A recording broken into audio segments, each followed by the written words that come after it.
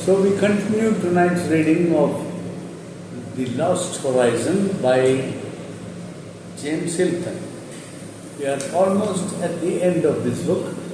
It has been very interesting, and we are at the point in the novel where Mallinson wants to get away from Shangri-La with the girl, what's her name?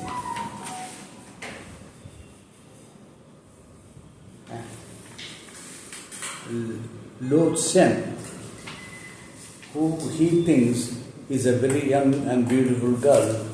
She looks very young and beautiful, but in Shangri-La, the place keeps the people young. So he doesn't know her real age. He presumes that she is a very young girl, and he has fallen in love with her, and she has fallen in love with him. And they both are planning to get away from Shangri-La, but then he finds he has to take Conway's help to get across the treacherous crossing. So he comes back to Conway and he talks to him, and then Conway says yes, he will go with him. So, Mallinson, it is Mallinson who is doing this.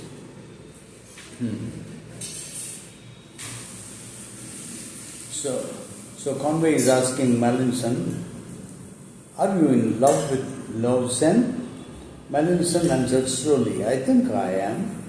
I know you will say it is unthinkable, but I can't help my feelings. I can't help my feelings either, Conway said. You and that girl are the two people in the world whom I care most about, although you may think it is strange. He got up and paced the room, worried and upset. How can you really know that Lo Sen is young? He asked suddenly, and waited in breathless silence. So much depended on the answer. Mallinson turned half away and spoke softly over his shoulder. Because I do know, he said. You have never properly understood her, Conway. She was cold on the surface, but that was the result of living here. It had frozen all the warmth, but the warmth was there. And you have unfrozen it? Yes. And she is young? Mallinson, you are so sure of that? Mallinson answered, God, yes, she is just a girl. Conway went to the window and looked out at the silvery whiteness of Caracal. It came to him that a dream had gone, like all other lovely things, at the first touch of reality. He was not really unhappy, but he was deeply and rather sadly puzzled. He did not know whether he had been mad and was now sane, or whether he had been sane for a time and was now mad again. But Mallinson had sworn that Lo Sen was really young, and surely he must know. Suddenly Conway turned and faced the young man. Do you think you could manage that difficult bit with a rope if I came with you? He asked. Mallinson sprang forward. Conway, he cried, you mean you will come? You have made up your mind at last? They left as soon as Conway had prepared himself for the journey. It was surprisingly simple to leave a departure rather than an escape. They met no one as they crossed the shadowed courtyards. Mallinson talked unceasingly about the journey, although Conway hardly heard him.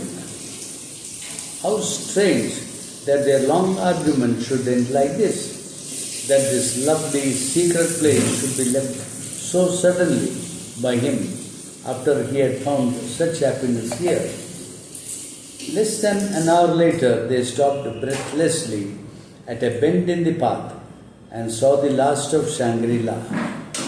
Deep below them, the valley of Blue Moon looked like a cloudy sea, with the scattered roofs of the houses floating in it like little colored boats. Conway prepared the rope for the steepest part of the climb. He knew that he was a wanderer between two worlds and must wander forever, lost between dreams and reality. But for the present, all he felt was that he liked Mallinson and must help him. This was the part of the climb which Mallinson had been afraid to make alone. But Conway got him over in true mountaineering fashion. When they reached the top, they rested for a few minutes and Mallinson said, "Conway, I must say it is very good of you. Perhaps you guess how I feel. I can't tell you how grateful I am." "Then don't try to tell me," Conway said gently. At sunrise, they reached the porter's camp. They found the men waiting for them, ready and eager to begin the journey to Tatsianfu, 1100 miles eastward on the China border. "He is coming with us," Mallinson cried excitedly when they met Lo Sen. He forgot that she knew no English, but Conway translated. It seemed to him that the little Manchu had never looked so happy. She gave him a lovely smile, but her eyes were on Mallinson. Now, epilogue. Epilogue is here, the last part of it. It was in Delhi that I met Rutherford again. I knew from the newspapers that he had just returned from Kashgar. "So you did search for Conway?" I said. "Search is too strong a word," he answered. "You can't search a country half as big as Europe just for one man. All I can say is that I visited places where I thought I might get news of him. His last message, you remember, was that he had left Bangkok for the northwest. I traced him up country for a little way, but I never expected to be able to find him from that end." "You thought it might be easier to look for the Valley of the Blue Moon?" "Yes, it seemed a more possible line of approach." Rutherford lit a cigarette and continued. "It meant a good deal of travelling. I must have gone thousands of miles. I visited Baskul, Bangkok, Chongqing and Kashgar, and Shangri-La. Shangri-La lies somewhere inside the area between them. But it's a very big area, and my inquiries didn't touch more than the edge of it." "So you didn't find anything in Tibet?" "My dear fellow, I never got into Tibet at all," Rutherford said. "The government people told me, and they were quite right, that all the passports in this world couldn't have got me over the Quinlions. I should think they must be the least explored mountains in the whole world. I met an American traveller who had once tried to cross them, but he had been unable to find a way. There are no maps of the district, of course. I described the Valley of Blue Moon to him and asked him if he had ever heard of it, but he said no. I asked Rutherford if the names Karakal and Shangri-La had meant anything to the American. "Not a thing," Rutherford replied. I mentioned them and also asked him about Tibetan monasteries in general. He said, "I'm not fond of monasteries. I once met a fellow in Tibet who tried to persuade me to visit one, but I refused." The remark interested me and I asked him when this meeting had taken place. "Oh, a long time ago," he answered. "In 1911, I think it was."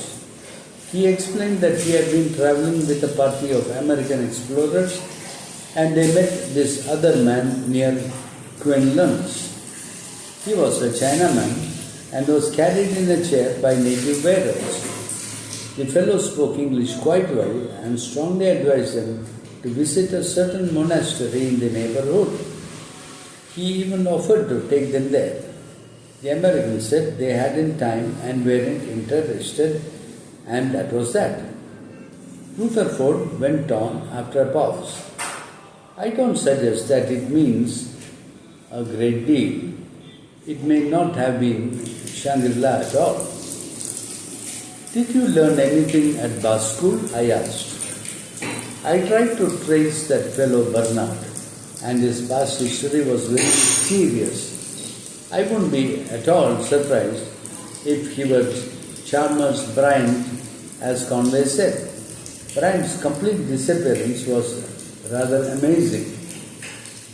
Did you find out anything about this fellow Talu?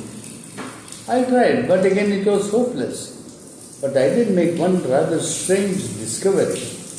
There was a German professor at Jena about the middle of the last century who visited Tibet in 1887. He never came back, and there was some story about him having been drowned in crossing a river. His name was Frederick Meister. Good heavens, one of the names Conway mentioned, I said. Did you succeed in tracing any of the others? No, I couldn't find any record of a pupil of Chopin's called Braque, although of course that doesn't prove that there wasn't one. Perrault and Henschel proved equally impossible to trace. How about Mallinson? I asked. Did you find out what happened to him and the Chinese girl? No news at all. The awkward part was that Conway's story ended at the moment of leaving the valley with the porters. After that, he either couldn't or wouldn't tell me what happened. I feel that we can guess at some sort of accident or tragedy. It seems fairly certain that Mallinson never reached China. I made all sorts of inquiries at Shanghai and Peking. I even tried at Tatsianfu on the Chinese-Tibet border. I found the people quite polite and friendly, but there was absolutely no record of Conway's party arriving at all. So we still don't know how Conway reached Changjiang. No, we don't know. He must have just wandered there. We sat in thoughtful silence for a long time, and then Rutherford said, "There's just one more point that I must mention, and perhaps it is in some ways the strangest point of all. It came out during my inquiries at the mission hospital in Changjiang. I asked them how Conway had reached the hospital, whether he had come alone or had been taken there by someone else. They couldn't remember at first, but suddenly one of the nuns said, I think the doctor said he was brought here by a woman. The doctor himself had left the mission and had gone to a bigger hospital in Shanghai. So I got his address and went to see him there. He said at once that he remembered the case of the Englishman who had lost his memory. I asked him if it was true that he had been brought into the hospital by a woman. Oh yes, certainly by a woman, a Chinese woman, the doctor replied. She was ill too and died almost immediately. I asked him one final question, and I think you will guess what it was. Was she young? I asked. The little fellow looked at me solemnly for a moment and then answered, Oh no, she was old, older than anyone I have ever seen. The end. So this shows that beautiful young girl had aged so much, and her real age was she was older than anyone I have ever seen. That is the end of it. I think that is an interesting novel, and I hope you enjoyed it. But there are various things which need a little deeper inspection and wanting to connect up the names, the places, and etc. It's an interesting, very interesting story. This is a school child's version of it. The original is not very large, but it is much more elaborate. And I would urge you to read the original someday. Thank you very much. Bye bye.